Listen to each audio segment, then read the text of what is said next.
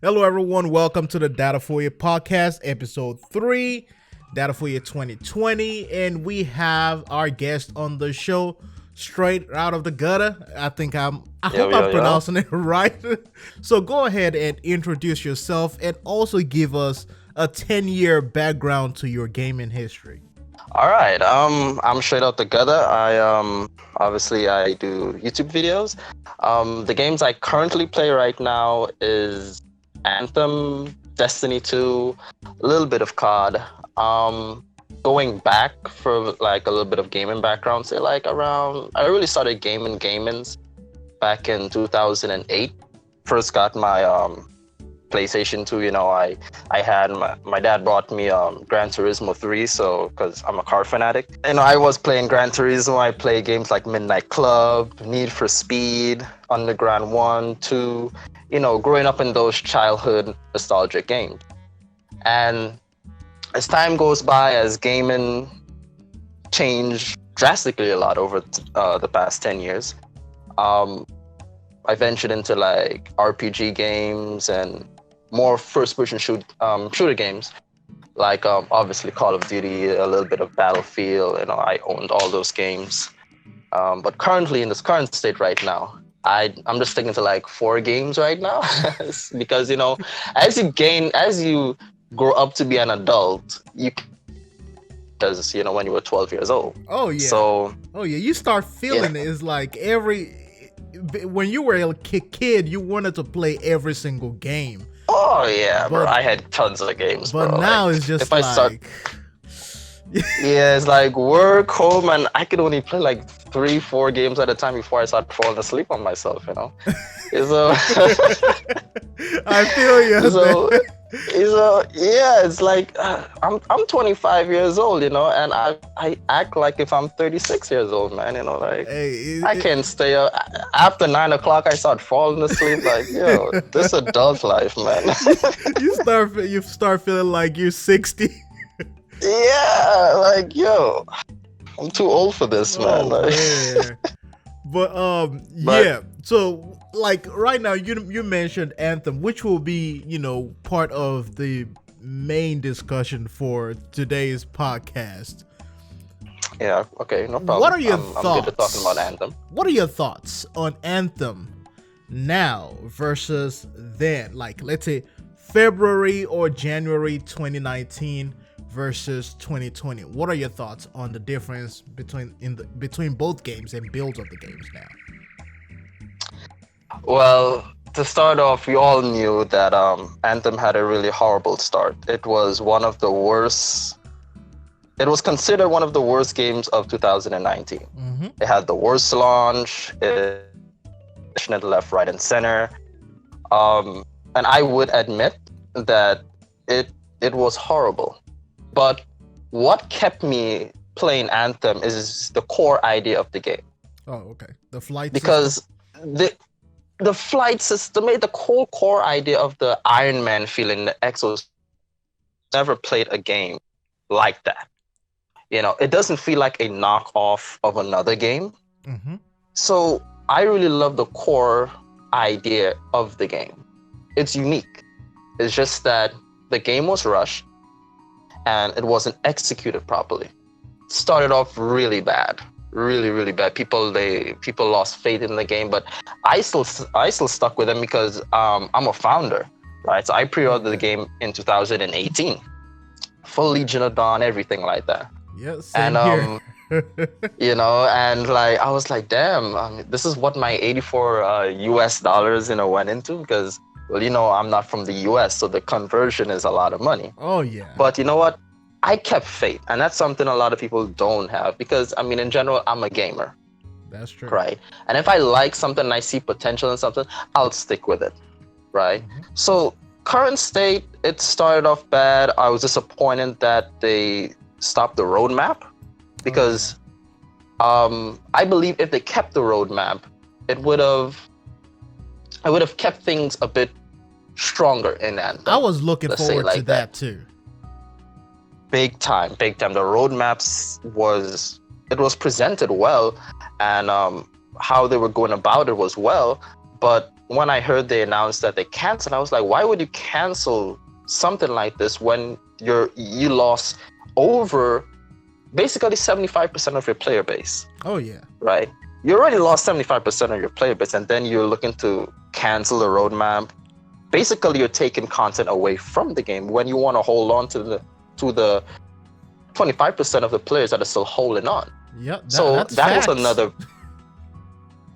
That's one of the biggest mistake they did, and they were just digging a hole for themselves and burying themselves, and then people started to lose their jobs, and it was horrible. But now gaining lower into coming onto the ending of 2019, we got started to get some updates, started to get some feedback. We got Catalysm, which was, to me, I like Catalysm. I don't know about other people, but I really liked it. Oh yeah, Cataclysm was quite fun. It was fun, but the only problem I had with that was the Patricks. And what I mean by the Patrick, Patrick from SpongeBob? Uh-huh. Right. I was, even on GM3, I was encountering teammates like Patrick.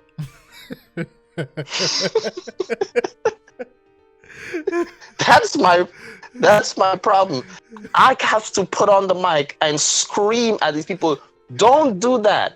Do this. Do that. Don't walk across there. It's like you're trying to tell your dog, don't go there. Come here, boy. Come. And they're still doing it. Bro. And I'm in my mic and they're more mad than I am. I was like, dude, I know how to fully run this. I don't mind teaching you guys.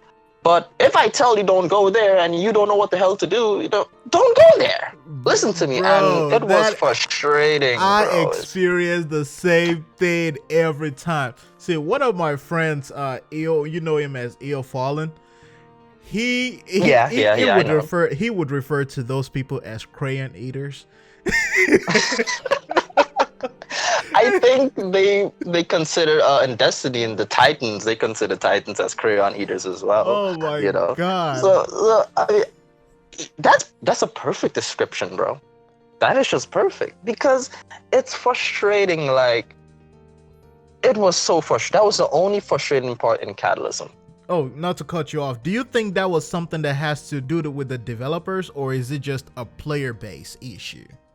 I think it's a player-based problem because I wouldn't blame the developers for that problem because everything was well structured and everything was common sense, really. It wasn't hard obviously something needs a challenge, right? Yes. Catalysm wouldn't have been Catalysm without a challenge. That's true. Right?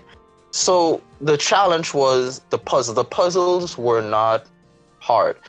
But what made it a bit difficult for players is because everyone was on a time limit.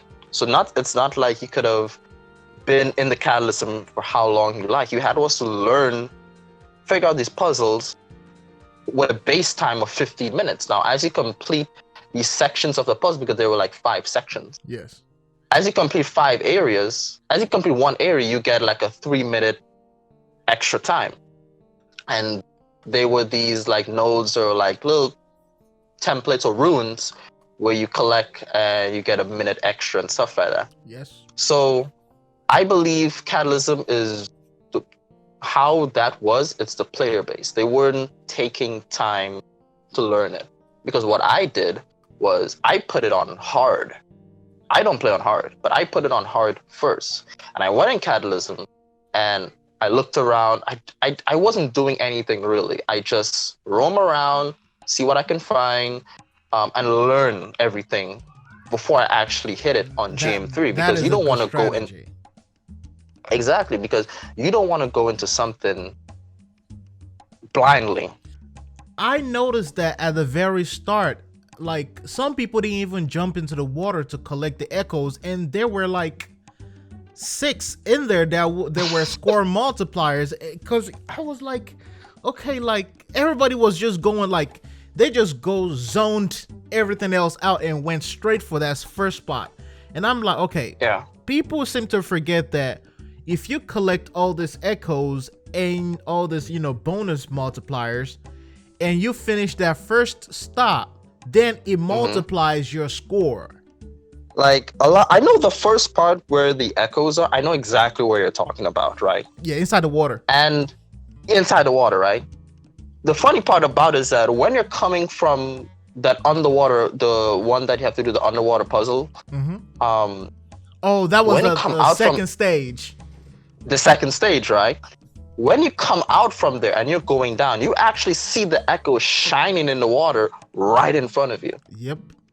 There's one right directly down, and then there's one in the water, and it shines everywhere. You can't miss it. Yeah. I can understand if someone has a visual problem. I can understand that, but it's right in front of there, and people would just miss that, bro. And some people would just be lazy enough to just not do it. They want to, because at the beginning of Catalysm, the first thing everyone will do is rush to the first area. Yep. Might do the second area, but they want to run to the boss. Oh yeah, let's beat Vara. Vara. Yeah. Let's beat Vara. Yeah, let's whoop her ass.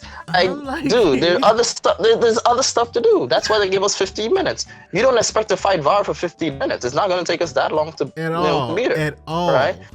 So let's go through and get these stuff done. And obviously, as time goes on, as you play it more, you get more experience, you get more knowledgeable of the Catalysm, and then you start doing stuff in strategy ways. Yep.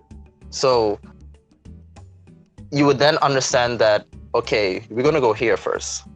When we go here first, we're not going to collect these, we're not going to do like the little mini puzzle where you got to collect the little nodes and put them in. We're not going to do that first. We're going to leave that last, because why? We want to do all the main ones first to get our multiplier up. Once we get our multiplier up, then we do the actual mini puzzles. And after all of that, and like mini puzzles like the Grab It King as well. Oh yeah, and then once you combine all of it. Exactly. You want to get all of that with a high multiplier. And once you do that now and combine it, then you can say, all right, let's fight. We got 5 minutes left. Let's go fight Var. Let's get 10 million points. It's simple. Bro, I'm telling you, you can defeat Vara with 3 minutes if you have a good solid team. But on GM3, yes. Yeah, but 5 minutes is like the max that you need, and you can, because the thing is, once the health for Vara drops to like 10%, the game automatically just kills her for you. Kills her, yeah. Same thing like the monitor. Thing like the monitor. So it's really not hard at all. It was just so, it was crazy, because I would assume that, after you've tried something more than once or more than twice and you saw that it worked differently, you would realize something. However, for lot of people, especially the part where the energy doors open and shuts, a lot of people have problems with that one. They don't understand that if the thing catches you and you are carrying a battery pack, it automatically removes. It's gonna miss you. Yeah. So, that was a nightmare too, man. You're giving me nightmares right now. I can see people who just try to run through it. I'm just like, bro, it's not gonna work. It's not gonna work. And like the funny part about it is, a guy put on his mic and he was like, man, this stupid game. Every time I try to put in the battery, it disappears, man. This game is all buggy and glitchy. Why are this? I put on my mic and like, dude, you're doing the puzzle wrong, man. The game is not glitched out. Bro, what do you realize? Like, I asked him, what do you realize when you go through there? He's like, it disappeared. I was like, bro, you have to wait until that energy wall disappear, then proceed. It's a puzzle, bro. It's a puzzle. So you gotta figure it out. What do you think about the loot though? From that, I think Cataclysm was like the pinnacle of loot drops, and it kind of like opened this floodgates in this new design of loot, where so far, ever since Cataclysm, I haven't had problem getting legendaries or getting some gear. The Same here. Only problem is duplicates. Yeah, that's a major problem, I think, in the game. You get too many of the same duplicates, especially with these war chests, but we're going to touch on the war chests a little bit later, right? Oh yeah. But in terms of the loot for the Catalysm, they really increased the loot greatly in Catalysm. as well, I played on GM3 mostly, and I believe that GM3 obviously you get more loot drops. I cannot say for other levels. I can't say. Oh yeah, because GM3 is every time I played GM3, it was like I walk out of there with at least 3 legendaries. You know, because sometimes even if you don't get a legendary in the first phases, Vara drops like 2 when she dies. 2 at the same time. Yeah, exactly. So that was. Sometimes you get it from fighting the Valkyries, and oh yeah. And sometimes they dropped a lot of loot. Sometimes it just drops from regular enemies too. Like that was that was like a normal elite mob and all of the elite trash mob or something like that. It'll just drop. But they really did kept their word on saying that they increased the loot drop. Oh yeah. But I noticed a lot of people. Yeah, but a lot of people. I don't think a lot of people were doing Catalysm for the loot. I more think everyone was just doing Catalysm, especially the veteran players. They were just doing it to be on the leaderboards. Yes. Because everything was a bragging right with the leaderboards. Oh my god. 50 million. I'm like, dude, I don't care about 50 million points. I'm like, did you guys do it legit to get those points? No, it is legit, but it's they did it in a sequence. Yeah. They did everything in a certain sequence. Like, you see the second area where we go on top to do the underwater puzzle? Mm-hmm. They actually do that one last. Oh yeah. Believe it or not. See, that's the thing though. And I bet you all those people have a group, like a dedicated. Yeah, they group. were friends. Yeah, they were friends. See, yeah, you can't hit 50 million with randoms. Like that's not gonna happen. It's not gonna happen. Never. It's never. It's not gonna happen. You'd be lucky if you hit 10 million. You'd be lucky. Exactly. Because even we're even going through the same problem with Icetide right now, and we're gonna talk about that later. Definitely. But in terms of the war chest, the shard system, the armor, what do you think about it? Like, Cataclysm chests. Well, with the war chests, I think it's I'm glad after Catalysm they still kept the whole shards idea. Yeah. So, thumbs up for that. The war chests are really a great thing because now we have guarantees, right? Exactly. But there's a little twist with that guarantee. We're getting guaranteed duplicates. Bro. I'm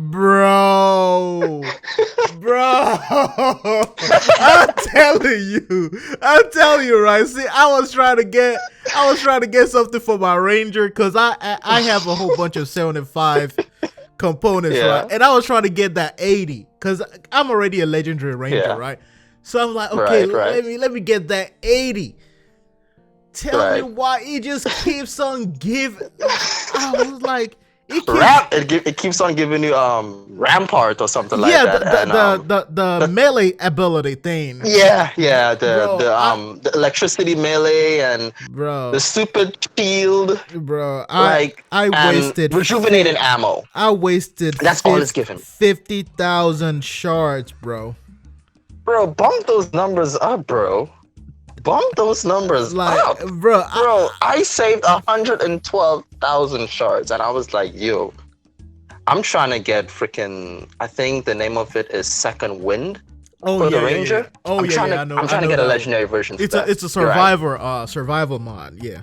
I'm trying to get a legendary because I still have the masterwork for it. I was like, yo, I'm trying to get this, trying to get this legendary for it. I dumped 112,000 shards into the Ranger. Bro. All I got was same melee shield, General's favor, like. Bro, I'm like, what the? Who made this stuff? Like, did they just look at that melee ability? Like, all right, you know what? Let's just give this one 50%.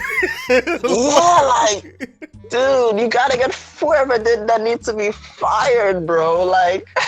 I'm like, I'm just kidding. I'm just kidding with that. But I mean, you know what I would hope would drop more though.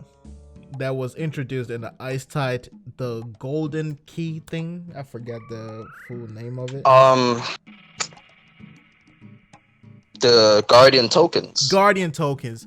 Yeah. That the only problem with that one is mostly tied to weekly stuff. So, Yeah, that- the weekly stuff will give you a lot, and then you just have to. I think you might get one daily. I think like that, but I think for the most you can get a week is like about 4 or 5. So you can get per week. Last thing on Cataclysm, before we move on to the next stuff. Story wise, what do you think about it? In terms of lore. Well, the story that we have right now, I haven't updated myself in terms of deeper into the lore. There's a whole bunch of lore stuff I still have to read because I do love lore as well. But you're definitely better in understanding lore than I am. But in terms of what they give you at the beginning of the game, like the full story mode, it's a little too short. And to me, it's unique, but it's not that unique because it feels generic. It feels generic. Like let me put it this way: you guys are the good guys, and there's like a certain powerful element that we have to protect. Yeah. Which is the anthem, right? And the bad guy obviously wants it not to do good, but to be more powerful and to do more bad stuff. And we have to stop the bad guy. Yeah. And obviously it typically ends like any other superhero movie. The hero wins. The good guys, the hero wins. Yeah. Nothing with a twist. No twist. It feels, I almost want to say it feels a little bit like more like they borrowed a lot from Stargate. In terms of the story design. Yeah, I could agree. And especially with the part where, Owen betrays you because he's jealous that you guys get to go and do superhero stuff. And he has to stay back and just guide you guys. So he wants a part of the action, but he's not fit to be a freelancer. So he backstabs you and I'm like, yeah, it felt kind of predictable. Yeah, that part, I think they could have drawn a lot of inspiration from Dragon Age Origins alone. Because, because that game, even Inquisition had twists and turns and plot twists that you never expected to happen. And I felt like in the story department, in the conversation choices, it was just too limited where it ends the same way. Like your choices doesn't matter, doesn't affect anything. That is such a good point. Such a good point. Especially like that last part you just say there is such a good point. It totally reminds me of when you're actually in the fort. Yep. Right? And you're talking to people. Doesn't really matter if you're on the good side or the bad side. Really, if you ignore them, like the guy who gossips, who minds everyone's business. I forgot his name. Yeah, but he minds everyone's business around the whole fort, right? Yep. Him, no matter how many times you ask him, okay, well, F off or something like that, he still continues talking. Exactly. I'm like, dude. And it's like I don't want to. He's talking about this one's underwear or some kind of crap. I'm like, dude, I don't want to know that. Yeah, he knows about the captain's underwear and all this. And I just felt like it's like, our world, your story, it doesn't really translate at all. Because it doesn't. There are lots of things that I would expect that my world would look different from your world, since Fort Tarsis is apparently a private section, which I personally believe should have been a public location, kind of like how we have the tower in Destiny 2, where everybody can just run around. Yeah. You get what I'm saying? Thank you. Instead of the launch bay, because that was like that launch bay is. Oh my god. That launch bay is, to me, I see no sense in the launch bay. I never go there. I don't. There's no what's the purpose of launch bay? What's the purpose? There's no special thing there. Nothing. I guess the only benefit is to just show off your looks and customization to just anybody loading in and out. There's barely people in the launch bay. People just run around here, run around. I was like, exactly. What's the purpose? And I'll tell you, if they had opened that launch bay door into Fort Tarsis and everybody can just run back and forth, you will see more people not going on missions, just socializing, just running around the entire fort. Yeah, correct. And I think that personally, and as you're talking about opening those doors, I think that they should kind of open up a few gates in Fort Tarsus, because when you walk around Fort Tarsus, there's like a few gates and those stuff like locked that are gates. locked. Yeah, I wish you can actually walk there and meet new NPCs. Exactly, right? Like especially even in the central market areas, like those places where they put chains in, like you should be able to walk around and go upstairs through some of those locations. Yeah, exactly. The map is there, expand it. Yeah, because when you look on the map, it's there. It's literally there. And if they could like expand it and add a few more things, these little things go a long way. They count. It does. It really does. So I really think they should do that. So in terms of seasonals, right? I think, are we on the second season or third season? Yeah, third season. Third season. Yeah, we had Cataclysm. Then we had Season of Skulls. Then we have Icetide. Icetide has been extended. So I know they swapped out the act system for the seasonal system, which I'm still feeling some type of way about that. I still feel the way. But what do you think about a seasonal approach?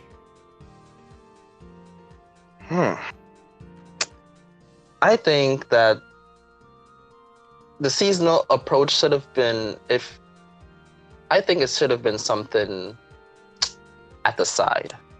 Mm-hmm. Like, I think it should have been separated from the act system. Yeah. I don't know how to explain it really, but I think that if there was the act system, obviously everyone would have been busy doing the stuff. And the seasonal should be like Act inside the act system. That's exactly what I'm trying to say. Kind of like how Bungie does it with Destiny 2. We're still in Shadowkeep, but within Shadowkeep we have Season of Dawn. Season of Dawn, right? Yeah. Perfect. Yeah. Thank you. That's exactly what I'm trying to say. That's what I feel the seasons are supposed to be for. Exactly. Not just the season being like something like a main story, like with Destiny, how Forsaken was there, that's like a main thing, and then we have Shadowkeep, that's another main thing. Mm-hmm. And within those, I look at it as Act 1, Act 2 are like that, and then there's, as you said, the Season of Dawn within. Exactly. And they could have divided those stories within those acts then into the seasons.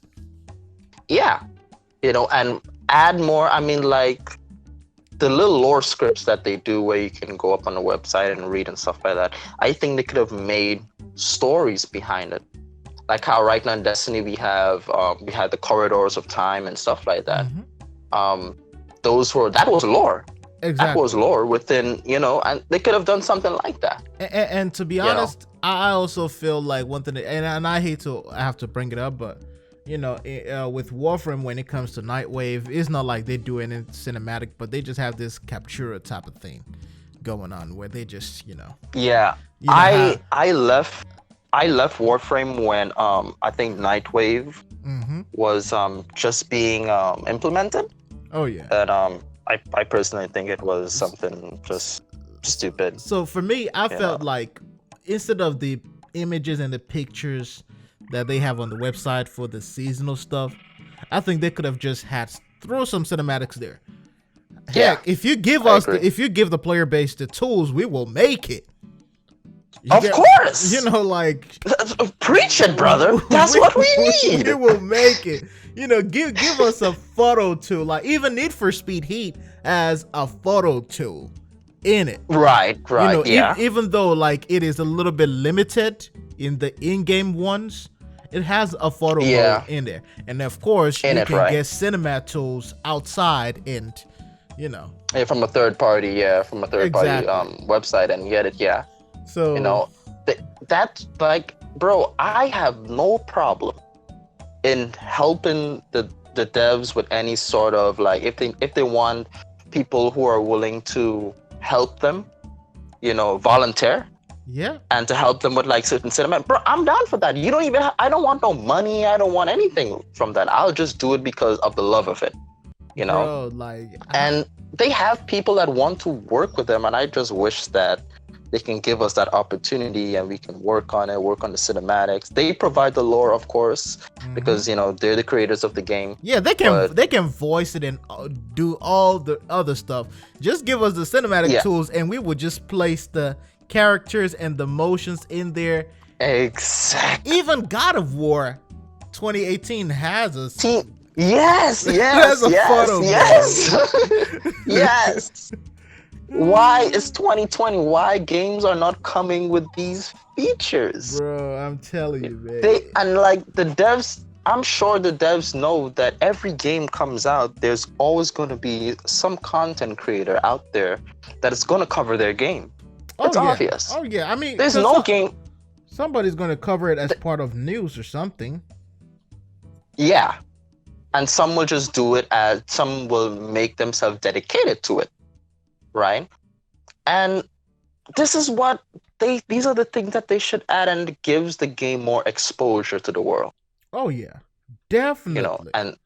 And they're just not seeing it like that, and I wish that they would actually see it like that and give us these little tools and stuff like that, and in return it'll help them. Because I'm telling you, like there will be a whole new wave. Almost like a niche community within the Anthem community that would just dedicate themselves to creative cinematics and stuff. I mean, I would enjoy doing that. I know you would enjoy doing that. Definitely. Just having the right tools will be just it will be incredible. Yeah, just give us the tools and we'll do everything else. That's all. Yeah. Just give us the tools, we'll do everything else. No problem. So it's not hard for us. Oh, talking about Icetide, the latest and current season. For me, it's been it has its own positives and it also has its own negatives. The positive for me is that, hey, this is a new season, new puzzles, new things to do, acquire, all that stuff.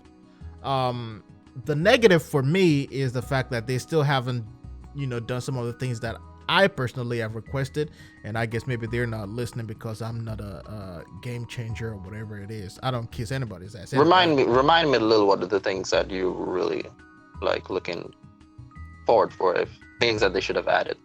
So, one, coin acquisition has to improve. Right. Because the thing is, the store rotations are there for like 3-4 days.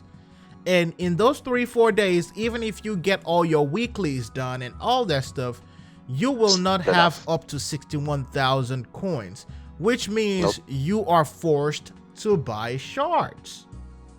That's right. That's what I did. That is the wrong thing. That is the wrong way to do things. And then I also said, you know what? You might as well even make everything in the store free for now, since we bought the game as founders and obviously we haven't gotten everything that we paid for. Now, of course, I saw a lot of people who disagreed and said, oh, they gotta have money to run the studio. Well, my $80 from last year is more than enough to run the studio. Yeah.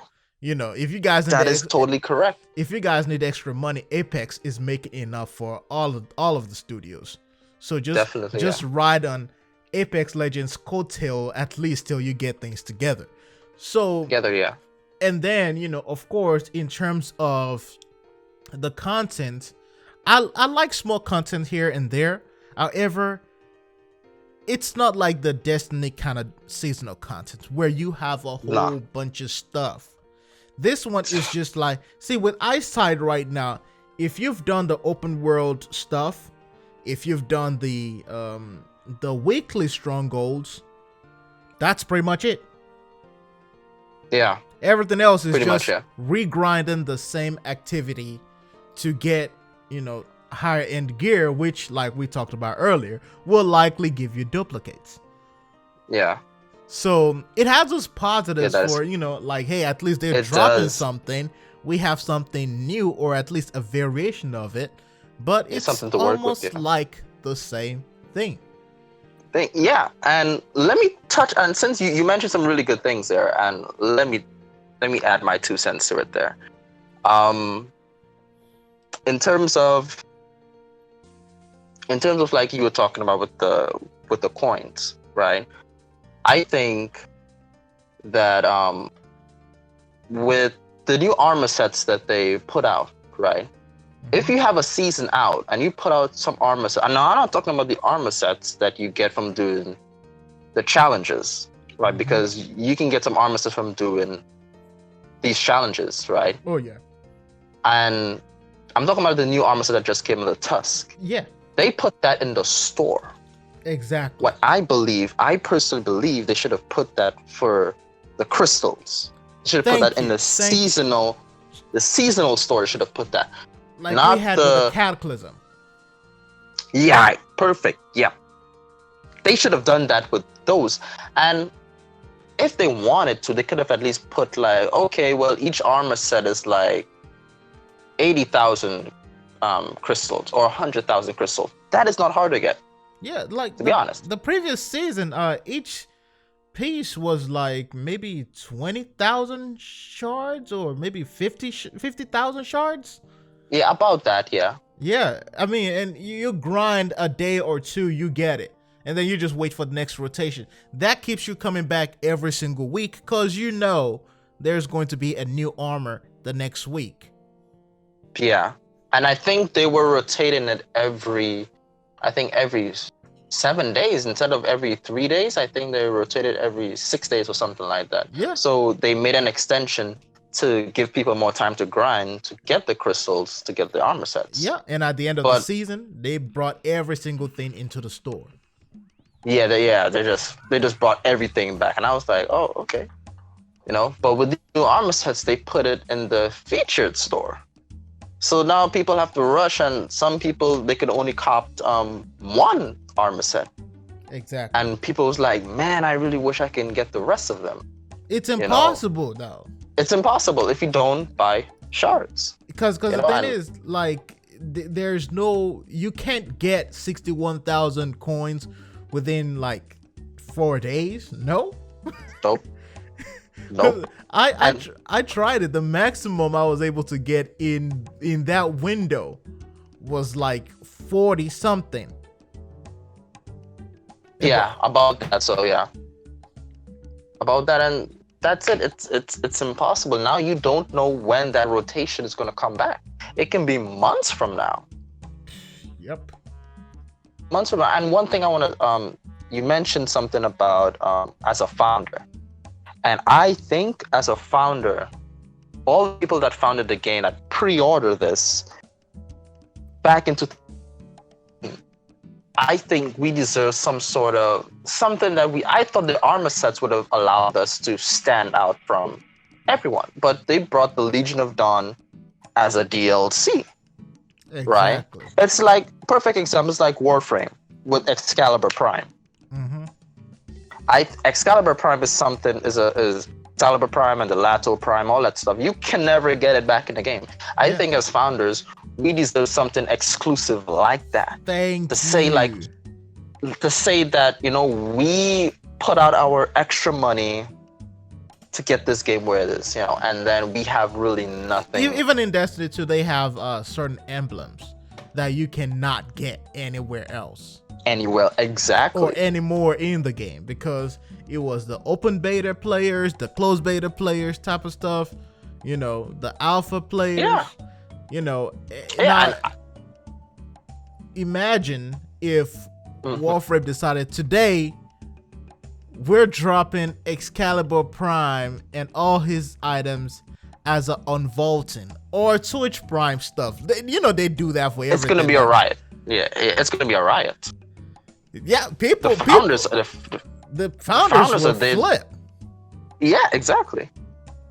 I flipped when I saw that Legion of Dawn is actually a DLC for anyone to buy. Yep. I was like, I thought that this was something kind of exclusive that, you know, no one else can never get it ever again. You know, I can be balling and I can show off. Which means the only way to get it is to buy an account. That would be the only way to get it. Yeah, exactly. And no one in buying my account, I can tell you that. Yeah, it's kind of like how it is in Warframe. You know, the only way to get Excalibur Prime is if you buy somebody who is a founder, if you buy their account. Yeah, exactly. So and I think we needed something kind of exclusive. I don't know if they have that in plan for us. I highly doubt it, but I wish they can work on something to say, really you know, like, I really do. As a founder, thank you for sticking around. We appreciate you. Take this token of appreciation, exactly, and give us something exclusive, you know. And I'll be like, yo, till I like this. Till the 2.0 update drops, let me get everything in the store for free, because obviously you guys haven't done enough job to earn my fucking money. Excuse my language. I mean, but that's all right, man. I mean, like, $84, bro. 84 in my currency. When you exchange, cause it's 7-to-1. So when I times that $84 into my currency, I think I paid something like, if I could remember, I paid something like, I think it was 500 and something in my currency. Damn. Now, that's a lot of money. Yeah, exactly. That is a lot of money. That is a lot of money. I know I sacrificed. I stayed hungry and worked for a very long time, so I wouldn't have to buy any lunch, anything like that. You know, and I sacrificed, and, you know, I saved my money because, you know, I want this Anthem. I don't want the $60 one. I want the $84 one. Yeah, give me that, bro. You know? And the messed up part is, depending on the region that you're in, you have different taxes, bro. Like, yeah.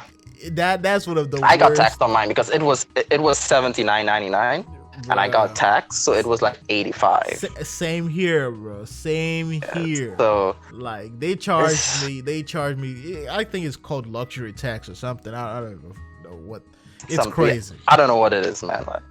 But in terms of Icetide, though, what are the gameplay looking like? The puzzle, the encounter. Because for me, like we talked about Cataclysm earlier, the best place that I've been able to find anybody who knows these puzzles and are able to walk through it with me, you know, that I don't have to hold their hands and I don't have to worry about them rushing upwards, whereby pulling me to them, is only in GM3. Yeah, because GM3 has the hardcore players. Yep. GM3, you're only going to get the hardcore players. Yes, you would find a few people that eat crayons, but you would find hardcore people in GM3 instead of GM1. Or you play on hard GM1, might be GM2, but GM3, you're going to find people. You know, I think the puzzles, the puzzle in the strongholds, it takes time to learn them. Oh, yeah. But it's not hard, you know, and I really like Icetide. I really love the how the frozen vegetation, you know, the terrains of everything. I think they need to add more snow, like a thicker layer of snow. That's what I was expecting, not some. Yeah, certain parts you can actually sink into the snow, and it kind of slows you down because you gotta walk through 2 feet of snow or something like that. I think that would have been on some Horizon Zero Dawn type of thing, like. Yeah, I would like that, because currently, you know, it looks nice and all, but it just looks like somebody just sprinkled crack all over like they just got cocaine and put it behind a fan and just blew it out there. Like, yeah, perfect description, man. There you go. You know that Dave Chappelle skit where like, y'all got any more of that?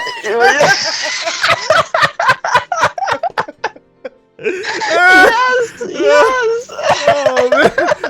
That is a perfect depiction of the Anthem community right now. Y'all got any more of that update?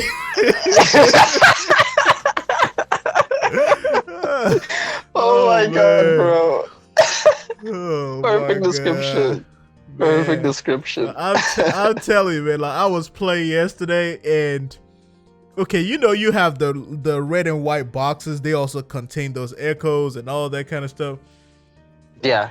And you have the little bunnies that you have to keep on shooting and killing in different spots across the map till you get to the final stage where that little rabbit, the rabbit thing comes up. The rabbit king, Yeah, okay. So like a lot of times I'm trying to do it or I'm looking for it in regular stuff like maybe GM2, and people are just, they're not even waiting, they're just going. Yeah. And they're I'm just gunning, like get okay. to the monitor, like, and I'm just looking at people like, take your time. Why are you in here? Like, if you're not trying to get this extra, because the thing is, if you're able to hit the score multiplier where the what is the name of those things? I keep forgetting. Not the Ursics, but the Furies.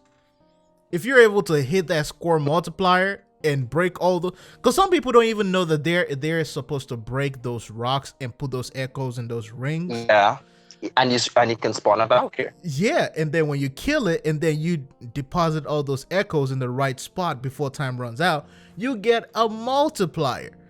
And exactly. What does that multiplier do for you? It gives you extra shards. You might be able to max out and get the Guardian's token even at the end of it. Exactly. And bro, it's been a month this thing has been out and people still make that mistake.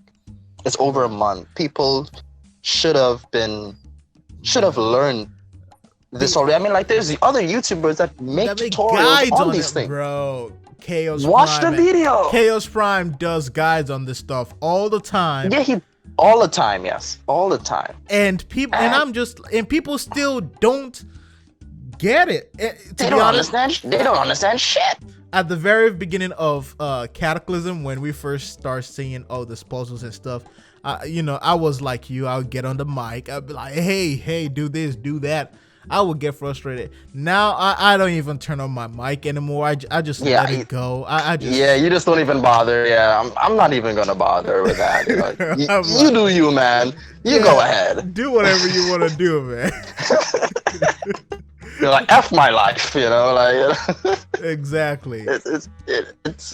But speaking of updates, what are your hopes for the 2.0 update? We are hoping for this and that, but what are yours? We're hoping for a lot. Well, I'm gonna summarize it because remember but I'm gonna summarize it. As I said, for 2.0, I would love to see more javelins, more strongholds. I personally want a stealth javelin. I want a stealth javelin. I don't know why. I think stealth is something. I know stealth is something that is not in Anthem. Everything is just going guns blazing. But I believe that if they change how the enemies are, make the enemies smarter. Exactly. Like add in certain mechanics where, say, like if rain is falling, there's thunder, lightning.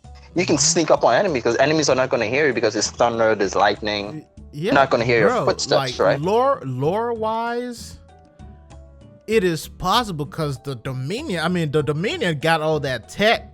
Okay, let's just be real with ourselves. Yeah. And I think, something like maybe not the Interceptor, but let's say Interceptor and Storm had a baby. They can design a javelin that has camouflage, like the Predator.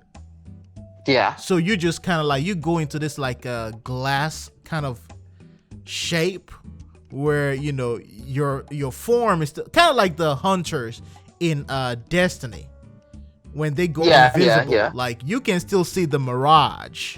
Like you can still see. And it's like you remember Ghost. Yes. Right, where you can go invisible. You have that camouflage suit. Exactly. You can go invisible like that. Mm-hmm. I think they should do something like, they should give us an option where we can build our own javelins. Oh yeah, and mix and match and crafting. More crafting. Crysis has a lot of those things that they could really implement. Maximum. And I don't know why they don't do it. I know they don't. Take things from other games. I'm not saying completely copy from it, but take the examples and put your own thing, put your own little twist to it and implement it. That's what other gaming developers does. Exactly. They all do it. Because personally, I think they could bring since it's a BioWare property, they could bring a lot of things from Dragon Age, even, in terms of abilities, even Mass Effect in terms of tech and javelin designs. Yeah. They could. I mean, it's their game. They're the devs of that game. Yeah, like the Implement a little something, you know. the engineer class in Mass Effect, you can deploy turrets and stuff. Like you can create a engineer class. Ranger needs that. Exactly, it needs that where you can just deploy turrets because it's an engineer, literally. Yeah, he is. He's a versatile javelin. You know. And for the Colossus, you need a shield ability where you can just build like a small cone-shaped fort, like it would just slam into the ground, like in a cone shaped, and it would just stay there, and then you can face other places. Kind of like how you just put a bubble or a shield somewhere in Destiny 2, where you just deploy that like a Titan. Yeah. Like a Titan. Yeah. I understand exactly what you're saying. You know, those are one of the things I would obviously I said I would like the coins, how you earn coins and stuff like that. Want that to be revived. I'm not saying to like give away coins. Yeah. But make it worth it. You know, make the grind worth it. You know. Exactly. Obviously, more strongholds. I want like 4 more strongholds. If it's possible to expand Bastion, like that part where I always bring this up, that part where you first start Anthem, where you just start, just start. Oh yeah, that we need to be able to go back there. Exactly. I didn't even know how to get there. You have to start. You have to start the game all over. All over, that area where you know our javelin is all beat up and stuff like that, and we're right at the beginning. Yeah, where we drop down on those grabbits and stuff. Yeah. Why don't they allow us to go? Give us those areas, you know. Bro, and that place I think looks it would be green good. and massive, and that we need. Yeah, this. and you know, and I want the enemies to be really have some new mechanics, because they said that as the difficulty increases, the enemies get harder with, you know, they have adaptable and the enemies, they adapt to the difficulty, so like they'll start dodging and being more aggressive and stuff like that. Yeah. But really and truly, all of the enemies, they move the same on every single difficulty. They just have higher armor, and they become like they multiply in numbers. That's so far that's like, about it. Yeah. They that's really nothing, because that in general, all games does that in general. Once the enemy once in a harder difficulty, the enemy just does more damage, and they're harder to die. That's about it. I want to see, you know, I want to see Bastion much more lively. You know, I want to see Ur-6 fighting Ur-6. I want to see Ur-6 fighting a Titan, and it's just a war going on. Because, you know, in Destiny 2, we see those factions march against each other at times. Exactly. We see that in when you go on the EDZ, right? Exactly. You see Cabal fighting, you know, these Fallens and stuff like that. Even on Mars, you see the Cabal fighting the Hive. You see it on the Moon as well, the Fallen versus Hive. Yeah. That's adrenaline, bro. That adds action. Like when I want to be able to fly, and when I'm flying, I'm seeing just a whole battlefield going on there, and I can probably sneak around and maybe get some loot somewhere here. You know, I'm just passing through. You know, y'all kill yourself. I'm just passing through. Or I can join in the fight and just kill everybody. Yeah, and then a Titan comes in, and Titan starts to kill everyone, and then everyone starts fighting the Titan. I want to see things like that. In you know, almost similar fashion to some of the things that we've seen in other games. Like a personal drone or something would be nice too. You know, in Destiny 2, you have your ghost. In Warfare, something to talk to you. Yeah, something to talk to you along the way. Yeah, a personal thing. Like, and you know, with the technology of, you know, Anthem, at least in the world, in terms of the story, that is possible. Yeah, we're supposed to have the highest tech.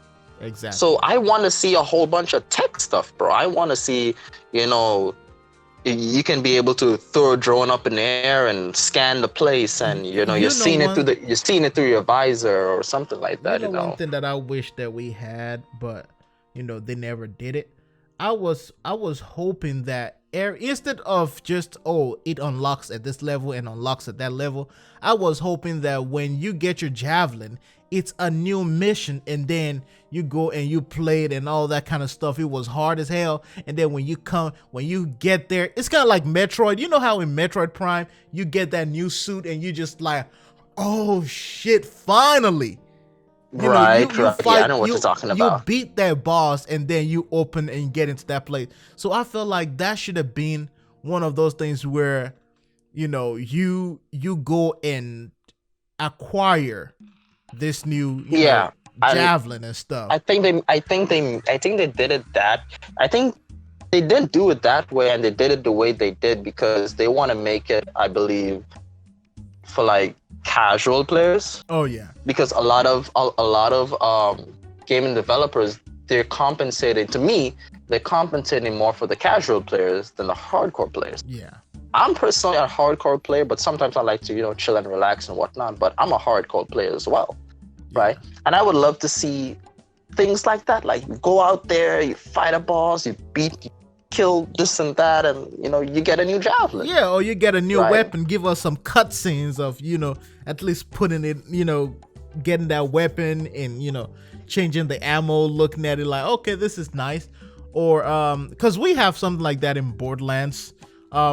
I was also hoping to see the Strider return because we were able to glitch into it at the very early stages. Beginning. We need the Striders back. We need to be able to, instead of us having to go back to the fort to maybe change our javelins or whatnot, we can just go to a Strider and we walk in the Strider and we walk in. We come out of the suit. We hit a button. We have the rest of our suit. Our whole door slides and we have a whole bunch of guns. Walk around the place, change stuff, customize the inside. We customize our own Strider. Bro, we save these things all the time. Might as well give us something. Exactly. A Strider isn't a problem. Help them out. A Titan. Shit, fuck those people. I don't know. What I don't understand is that these developers, I don't understand what goes on in their mind. Like, I don't know. I understand that developing a game is not easy. I know that. I know it's a lot of hard. It takes years to learn how to develop a game, and then it takes more years to actually develop a game. So I understand that, but if they know their programs and they're experts in this, how hard it is for them to actually add these things to satisfy the people that put money in your pocket, that bought your product, that, if it wasn't for us, you wouldn't have a job. Exactly. Because we buy the games because we love games, and some of us, we buy the games to support the developers. Not really buy the games to support developers. Say if we buy DLCs and stuff like that, we do that to help support the developers. Because at the end of the day, I don't want anyone to get fired from their job because everyone needs a job. Yeah. They need money to live and stuff like that. I don't want anyone to get fired. But if you really don't want any backlash and get fired, for the people that actually buy your games, at least satisfy them, make them happy. Thank you. And I don't know why it's so hard for them not to do that. Like, just do it. No. Okay, that's what the community wants. 95% of the community wants that. Mm-hmm. There's obviously other people. You can't satisfy everyone. Oh yeah, right? That's true. So the other 5% may not want that, but you're gonna work with what the majority wants. Right? And you implement it and you do it and everyone will be happy and you guys will be happy and you guys can be multi-billionaires for what? I don't care. I just want this game to be good. I want it to be fun. Speaking of what majority wants, I know Anthem is not a PvP game. PvP will be hard as hell, but it is doable, but it will be hard as hell. But since we're not worrying about PvP right now, what are your thoughts on crossplay? Crossplay. We need that. I mean, the new Call of Duty that just recently came out, Modern Warfare, came out with crossplay and they pulled it off fantastically. Yep. The crossplay is perfect. Why don't we have crossplay in 2019, 2020? Even Dauntless We need has that. crossplay. Even Dauntless. And Dauntless is not really, and Dauntless is kind of like a low budget game in a way, you know. And they pull enough them should have been doing like 5 years ago. Exactly. Because we have technology that we don't even know about. And the way I see it, I feel like having crossplay alone could bring the scattered player base together. It would bring more players together, because it's like me. I never own an Xbox. I currently have an Xbox, right? And I mostly grew up with PlayStation, right? Well, before, when I was way smaller, you know, Nintendo 64, Game Boy Advance, you know, I had those things. But like when I really got into gaming, well, I started off with a PlayStation 2. So I mostly started with PlayStation 2, going on to PS3, stuff like that. I left all my friends on PlayStation 3 to go on Xbox, starting off fresh. And up to this day, some of them, I still have contact with some of them, and be like, bro, we thought you were dead and whatnot, you know, and some of them play the same games that I play. Yeah. But they're on PlayStation 4 and I'm on Xbox. And if they bring crossplay, then I think that will bring more people together. It'll bring the gaming community more together. Yeah. I believe it'll also help stop the rivalry with, oh, Xbox is better than PlayStation and PlayStation is master race, or PC is master race.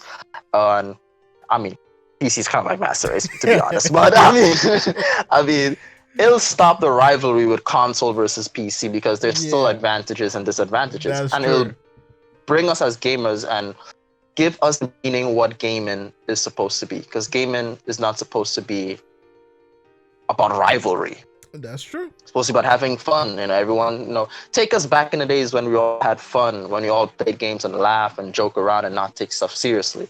Not pick up our controllers and slam it against the TV. Although I personally threw my controller out the window one time off of raging. But we're not going to get into that, right? But I mean, I think crossplay would make a massive impact in the gaming community. That's my input about that. So I think Anthem needs it. Before we close out the podcast, give me 5 games that you're excited for or you're hoping to get your hands on in 2020. Woo. To be honest, I don't even know if I have. Right now, personally, one game, I think you know what I have my eyes on. It's Godfall. Oh yeah, Godfall. That game looks too damn good, bro. And it's telling me to buy a PlayStation 5 just for that game alone. I mean, you can still play it on PC. Oh well, yeah. If you it made me like PC is so much. I'm working on trying to get a PC. Yeah. But you know, when I get my priorities straightened out, I'll definitely be building a PC, right? Building a PC in my country is really expensive, so but it's in the works, you know. But Godfall, I'm looking out for Godfall. I'm looking out for Cyberpunk 2077. Now that game has a lot of hype behind it. Yeah. A lot of high expectations. But I tell people, don't be too, you know. But I mean, the game is being well developed anyway, you know. So I'm looking at Cyberpunk 2020. To be honest, it's really hard for me to name 5 games. But I actually wanted a new Need for Speed Heat, because I do play, you know, but Need for Speed Heat came out, I think, late last year? Yeah, I think it came out in November. November, yeah. Yep. So, I mean, we're in 2020. Get my hands on that game as well. Yeah. I haven't figured out, like, what other games are there coming? This other game the Crimson, I think it's Crimson Desert. Crimson. Yeah, that I've seen it already, or just that when you gave all the information about it made me a little more interested in the game. So I'm also looking out for that as well. Oh yeah. And I don't really have 5. I think that's the 3 There's gonna be a lot of looters. Looter shooter, looter slasher, whatever you want to call it, in 2020. It's gonna be crazy year. Yeah, I gotta keep my eyes out for that because I haven't updated myself with 2020 years yet because yeah, I'm slow, bro, like sometimes, but I will be trying to keep myself updated with new games and stuff like that. But those are the games that I have my eyes on for 2020 right now. All right, so go ahead and where can people reach you? Your channel, social media. Well, you can reach me on Twitter. It's same thing, straight out the gutter for you, or straight out one. I don't know why it's like that. I gotta change it, but it's easy to find me there. If my IGN is gutter 6 foot 7 foot, gutter 6FT space 7FT.